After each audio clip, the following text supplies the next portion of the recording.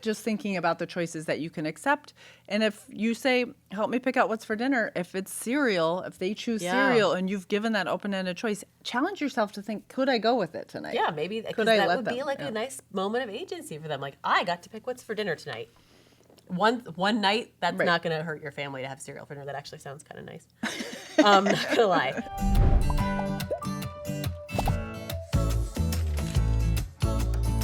Hi, Claire. It's nice to be with you again for another podcast episode. Yeah, I'm really glad we're together today because we have a kind of a, not tricky topic, but it's a little more complicated than some of the other topics we've done in the past.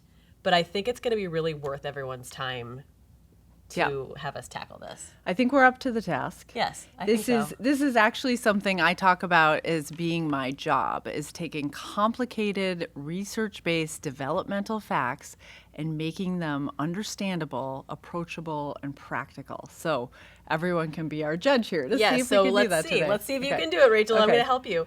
Today's topic is agency. Mm-hmm. So like you were joking before, not a car rental agency. Right, not an ad insurance agency.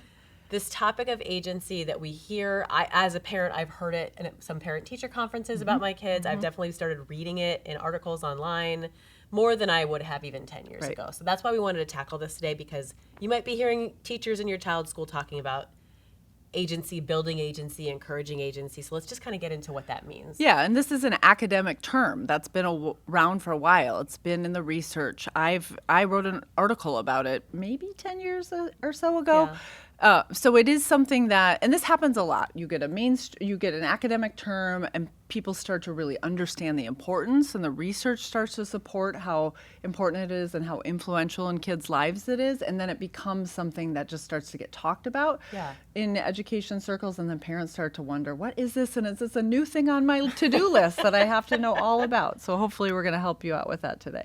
Yeah, it's not a new term, like you said. It's just becoming more mainstream, and I feel like the easiest way I can think of to describe it is this idea that when a child has it, as a parent and an educator, I can see it and I know it. It means that this child has ideas and opinions that they think matter. Right. Okay? And they have the ability to feel like in a situation with you, they can make a decision or express an opinion, and they're not too scared or too overwhelmed. So it's not the perfect definition, but it's you can really see it in a child when it's there. Yeah, and I think it's for anybody. If you're someone who believes that you are capable of influencing your own life, if you think I'm kind of the captain of my own ship, and the ship might go into some rocky waters, but I probably can get myself out of it. If you believe that you are in charge of your own destiny, or that you have the skills, the confidence, the wherewithal, the resources, even if you don't know how to do it all today, but you believe that you are a main contributor into the path your life is taking, that's really having a sense of agency. And we certainly want kids to have it young, and that just builds and builds as they get older. And you think about the world we're all living in, we all need to be able to do that. We change so much. We have to believe that we're capable of meeting the moment and not knowing what that moment is going to be, because it changes often. So this is why agency has become more and more important. But also, like, historically, having agency was not valued, and actually it was discouraged. Yeah, so we have a great episode about parenting styles where we talk about we do the breakdown on the research on different types of parenting styles. But one very common and popular parenting style 150 years ago was not supportive of agency, right? It was this kind of like, my way or the highway, children should be seen and not heard. That is not agency supportive. Right? Very authoritative, very authoritarian. Those are hard. Those parenting styles are very close. But like the disciplinarian parent saying, do what I say, you're here to do what I say, not to tell me your opinion. And that just wasn't valued at all. It wasn't valued in schools either. It wasn't because children were growing up to be in careers that were very factory oriented or farm work oriented or rote oriented. Jobs weren't about fulfilling your destiny or doing what you loved or finding your passion. They were about sustaining your family. And that's not the case anymore. Right. Now, like the World Economic Forum tells us, every year they release their top skills that the future employers are looking for. And we've talked about this before when we've talked about school and life readiness. Future employers are not looking for the non-thinker. They want critical thinkers, they want creative thinkers, they want people who can be presented with a problem and not fall apart. Yeah. That's what agency helps build. So we're going to talk about that. And I think that's a good point too, is people that are presented with a problem and not fall apart. So not think, well, I can't do this. Why would I be given this assignment? What if I make a mistake? I mean, we all feel some of those things some of the time, but generally you want people to have, and you want children to have, this sense of, I can do this. I might not know how to do it today, but I can do it. So we talk about this all the time, about this backwards design. We're raising a future adult. So what do we want our future adults to be able to do when they don't have us as parents guiding them along the way? We certainly want those things for them. And I think it's so cool. This is one of the reasons I love early childhood so much, is that we can build the foundations of all of this so young. Yes, that's exactly right. And we know we've talked about this on every topic. You have a really great, it's a little overwhelming as a parent sometimes, but it's also a really huge privilege and opportunity for you to start when your child is as young as 1, 2, 3, 4 years old. You can start building that agency. And so, of course, there's, teams of researchers. There's so much research to sift through about what is agency important? The answer is yes. Why is it important? The research tells us it's really important for social development and relational development. Having agency, basically to sum up like 100 different studies, having a solid sense of agency is just very healthy for young children. Yeah. For a number of reasons. So going back to the research a bit, many parents have heard of Jean Piaget, and Jean Piaget has really introduced this whole new way of thinking about children and their capabilities, and that they can contribute. We really started to understand cognitive development and value cognitive development, and their ability to self-regulate and self-direct, that they had some internal control. Maybe you've heard the term internal locus of control, that you are able to control your behaviors, your thoughts, your feelings, or at least your responses to feelings. And that Jean Piaget inspired a lot of that research, and it definitely opened the door to thinking about childhood and children in such a different way. The other researcher I want to mention in this topic is Maria Montessori. So at Bright Horizons, we use the theories of Piaget, Montessori, and all sorts of other theorists as well. But one of the things that people know the Montessori method and Maria's research so well for, she respected childhood. Yes. She treated children so generously, so graciously, and so kindly. They have real materials in Montessori classrooms, beautiful environments, but also a big focus on building children's sense of autonomy and independence and agency. And so if you hear someone, a lot of people don't even know what happens in a Montessori school, but they know that good things come from it. And these are the things that we have included in our curriculum philosophy as well, because if you have children that are given the opportunities to build independence, autonomy, and agency, they thrive in a very different way than children that are just told what to do or doing a lot of rote memorization tasks. And that's what people see in a child that went to a really good Montessori school, and they think, I want that for my child. And that's what you're wanting. You're wanting that autonomy and agency. So when you're, side note, when you're looking for early childhood programs, ask for programs that, where is Maria Montessori or Jean Piaget's theories in your educational approach, and you'll find it beyond the Montessori schools, but that's just a little thread about the Montessori method that people are so impressed by, and it's this topic that we're talking about today. Absolutely. It's woven all through our programs, the same way it was woven through Maria Montessori's programs when she came up with them 100 years ago. I want to talk about some of the ingredients of agency. This is why this is kind of a complex topic. It's not just one thing. There's a lot of components or ingredients that make up agency. So those include things like choices, decision making, persistence, taking initiative, and having autonomy. Which is commonly confused with agency. When we get into the practical application, we'll talk about it as if it's all mixed up together, because that's really what happens. We don't do these things in isolation. So let's start with choices. So there are a couple ways we'd give children choices. You can give them a choice we can either have this for dinner or we can have this for dinner. What would you like to choose? So you can give them a very concrete choice, but they still get a say. So in those kind of choices, you are saying to them, your vote matters. What your opinion is matters, and you can influence other people with your choice, or you can influence what happens in the day. That's a good way to give children choices and have them make decisions. You can also give them, and we'll talk about this, big and broader choices and helping them make a bigger decision. Those are good things. Autonomy, I think we could define as just really being able to function independently.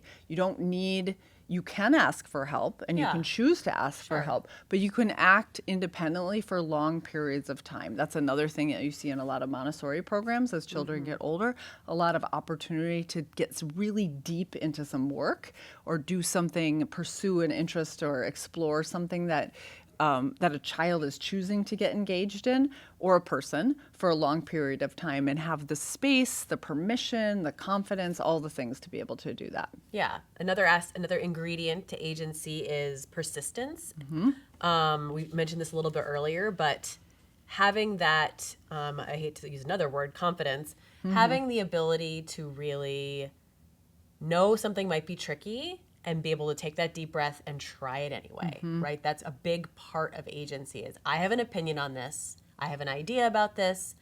I'm going to give this a try. And then if it flops, which every single human has had a huge and small flops, being able to dust yourself off and try it again. We've got other episodes about growth mindset and encouraging that, but that is a part of agency. Yeah, just think as a parent, if your child had the confidence to persist through something when they run into an obstacle or they make a mistake. And we get temperament mixed in here, and we have to remember these are little people. These are all developing skills. They're going to be very imperfect at this. Yeah. But that is something parents have to intervene a lot on, is when children are struggling with persistence and they run into an obstacle, and to actively work on that and build that skill in your child will be very worthwhile. It's going to come in handy, both with friendships and with relationships and at work and all the other things they have to navigate. What didn't we check? How about taking initiative? I think that's the only one maybe we didn't get to. And it's sort of part of choices, but it's different because initiative isn't, Rachel, do you want to wear your red shoes or your blue shoes? That's me offering you two choices. Initiative is having an independent idea on your own and then acting on it. Right. Now, again, for an adult, that sounds like a really simple thing. You probably do that 100 times a day. But for a 1 or a 2 or a 3-year-old, taking initiative can feel overwhelming. It can feel scary. Or it can just not even occur to them. They're always waiting for someone to direct them. And they'll take less initiative if they're directed all the time. Kids get directions all day long, and so when they have the space for not giving directions, or they get to be the one to share directions or give directions, that can really change things. So taking initiative is important. I think the one you sort of started talking about, but we should just call out, is confidence. And feeling that they're capable of doing all these things, and confidence, such a gift to give your child.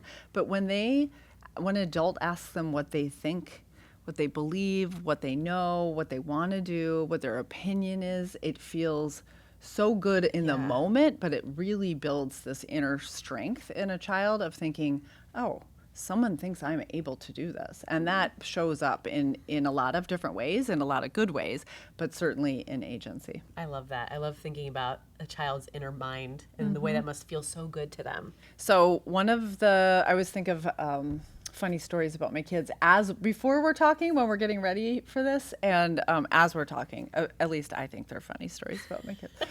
But parents can relate to that, I know.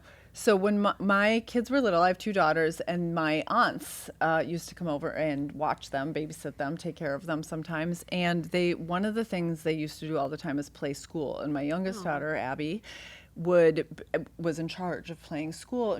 I still have a whole bucket of things in the garage of all her little notes she wrote and all the things she did. But my aunt Jane, who was a teacher, she took on all the personas of the behaviors that were challenging for a teacher to work with, because she, I think, was venting a little bit, getting it out of her system. But Abby was always I think she has a lot of confidence, but we laugh and say maybe that's where it came from, because she was given at 6, 7 years old she ran the room.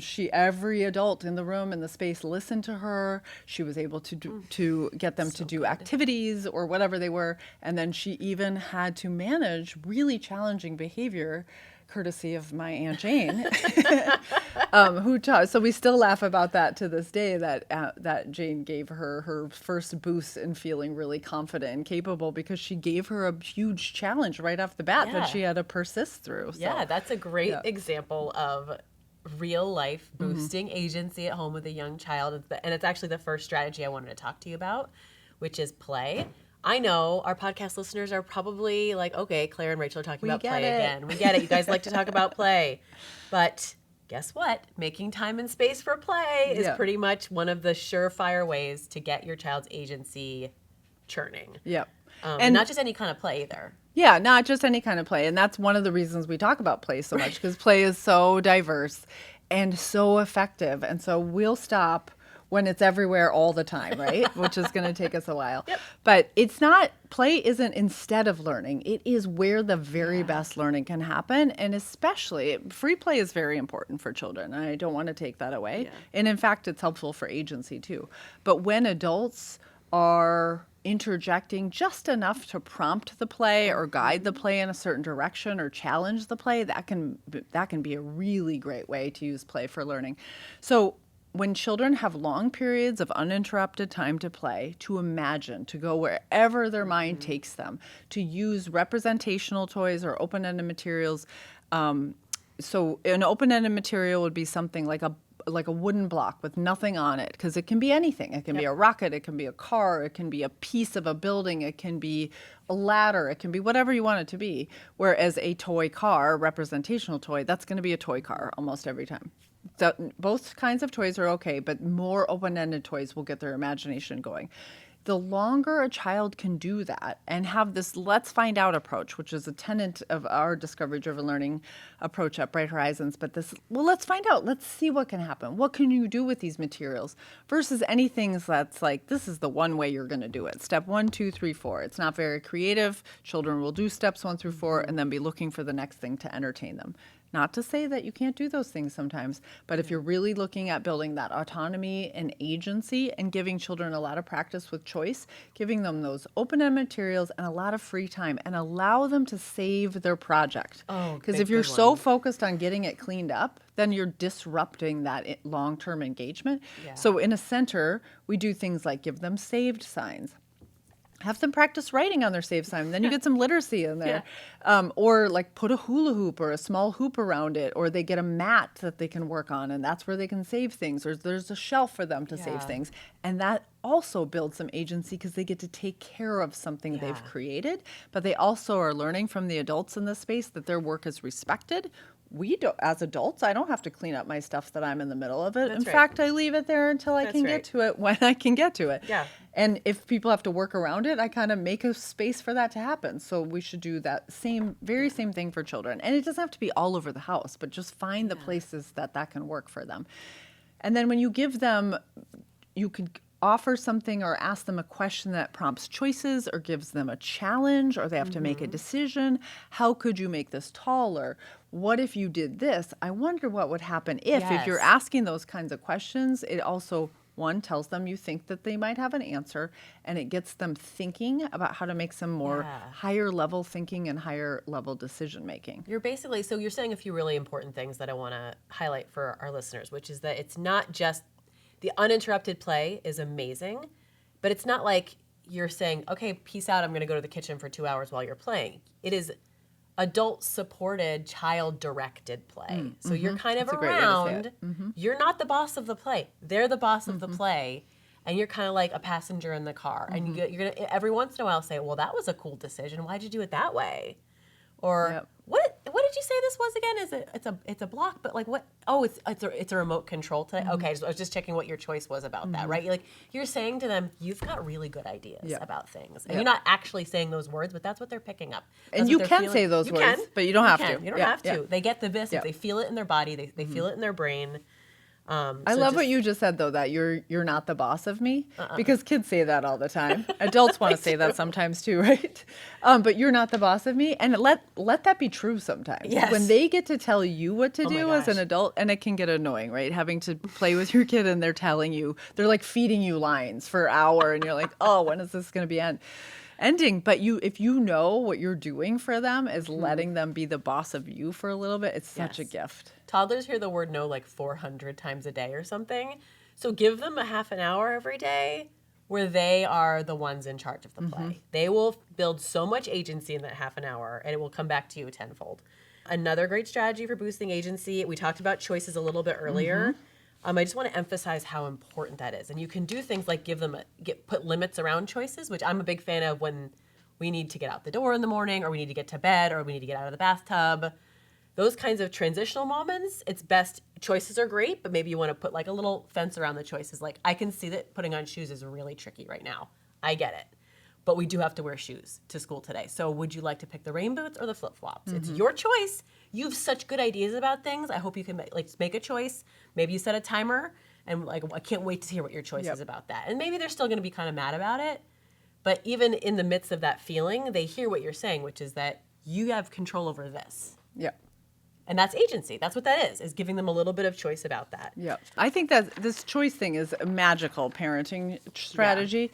And you can do it all the time. But of course, if you're trying to get out the door, sometimes that isn't the right time for it. Right. Or yes, just do that really limited choice for it. But it is also a way to move kids away from the thing that they can't do and get them focused on the thing that they can do. Yes. You also have to be careful to give kids choices that you actually are going to act on, and you're going to leave them alone. So if you say you can pick out your outfit for tomorrow, and then they come down in a hula skirt and a swimsuit, that you told them.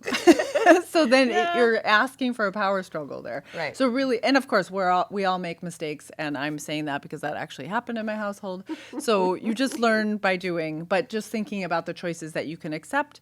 And if you say, help me pick out what's for dinner, if it's cereal, if they choose cereal and you've given that open-ended choice, challenge yourself to think, could I go with it tonight? Yeah, maybe because I that let would be them? like a nice moment of agency for them. Like, I got to pick what's for dinner tonight. One night, that's not going to hurt your family to have cereal for dinner. That actually sounds kind of nice. Not going to lie. Another thing I have done with one of my kids to help boost agency was to let my middle son, Peter, I let him be an expert on something. He struggled a little bit with agency and confidence when he was a younger child, and I noticed he was getting really into outer space when he was in preschool. And so I said to him, I don't really know much about outer space. It's not something that I ever really learned a lot about. At least that was true at this point in my life. And I said, what if we went to the library and we found some books on outer space and we read them together, and then you could be our expert. You could be the Goss family expert on the moon and the stars. And talk about following through with what you offer. It was 2 full years of outer space. It was a long couple of years, but the confidence it gave him. He was making choices about the books. He was taking initiative and striking up conversations at dinner time about a topic that he chose. And it really helped him.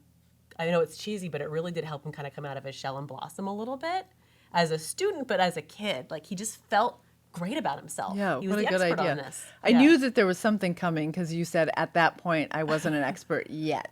So now the whole family's an expert. Oh, yes. We had, so many books, so many posters. But you're also telling them that their interests matter. So that's not your interest. I know it's very tempting as a parent to want your kids to do what you wanted to do or what you're interested in, but seeing them for who they are and letting them pursue their own interests and try a whole bunch of different interests, right? They don't have to stick with that interest. They could try something else. But that helps with the initiative.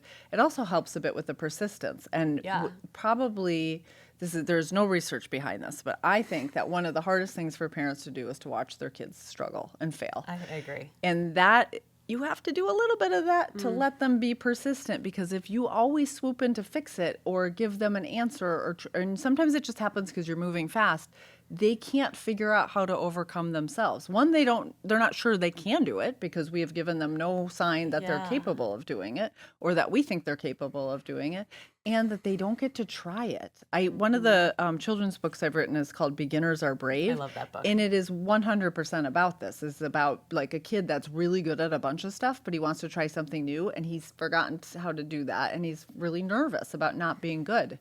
And just this reminder all the time, like, you're not going to be good when you're a beginner. Right. That's what beginners are. They're new, and it's Yes. brave to do that. But we need to help our kids persist. So find the things you're comfortable with, allowing them to persist through, asking them, how do we solve this? What do you think? How should we solve this problem? And they're going to come up with some crazy wackadoodle ideas, and you're going to need to try them out as long as they're safe. As long as That is part of it, right? As long That's as they're part not of helping hazardous, them. let them try their idea. And this goes for even when they're young and they're having like a fight with a friend on the playground. You can say, well, how should we solve this problem? And they're going to say, well, I think I should go over there and hit them. Well, that's hazardous. But they might say, I'm going to go over there and say, you hurt my feelings. And you can say, go ahead. Let's see how that goes. Right? Like, I wouldn't know what I would do. But I was just talking to one of my friends about this, and we both have teenagers. And she said, I'm giving my kids the gift of struggle right now because one of her kids wants to buy something that they can't afford. She goes, I could pay for it, but I'm blessing them with the gift of struggle. Yeah. And I thought,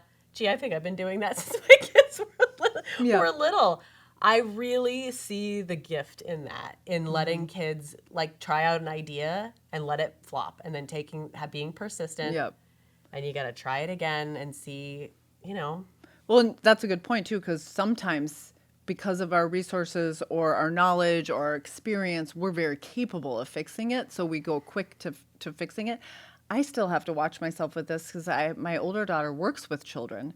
And so she'll be telling me something about work and I really want to start solving it with her. Yeah. But what has been more important is when she tells me about how she handled it. And I've, in fact, learned a ton of stuff from her, which I love so much. So I think the idea is that she is able, even giving her the space when she was younger, even though I had to say it to myself, I did a little mantra. I remember she specifically telling me about a social problem she was having at school and just saying, don't do it, don't say anything, don't say anything. It's so hard. It's so hard not to swoop in and solve it, but they're not going to get that persistence and that agency if we're constantly solving it for and them, preventing the struggle. And you can solve some things for sure. And you have to modulate as a parent. You're going to see them. They're struggling too much. They can't get through it on their own. But you, just like all the things we're talking about, and hopefully these ideas were helpful, at least you've gotten an idea of what agency is and why it's so important, and some of the ingredients that help build that skill set in your children that is so good for them when they're little people. But just think of them having agency when they go off to school, the first day of kindergarten, and then think of them transitioning into middle school, which is so hard to do when you have a 3-year-old, but it will happen. And then into high school and all the choices they are faced with, and they have to find their community and who's important to them and what's important to them. And for them to have the foundational skills of agency with them, it's such a gift to be able to give it to them. So, and it does, in some ways, it can make parenting so much easier. You don't have to solve everything. You don't have to come up with everything. You don't have to do everything. You can enlist their support as they're building that really important agency. Thank you so much for joining us for today's episode of Teach, Play, Love. We hope you got some great strategies to try at home with your kids. If you found today's episode helpful, we would love it if you would share this podcast episode with friends of yours, and keep sharing your stories and parenting questions with us, because we can answer some of them on the air in a future episode. You can either leave us questions on our social media pages, or you can email us at tplpodcast@brighthorizons.com. And don't forget, please subscribe so you never miss an episode. We've got more great topics coming your way. Thank you so much for listening to Teach, Play, Love.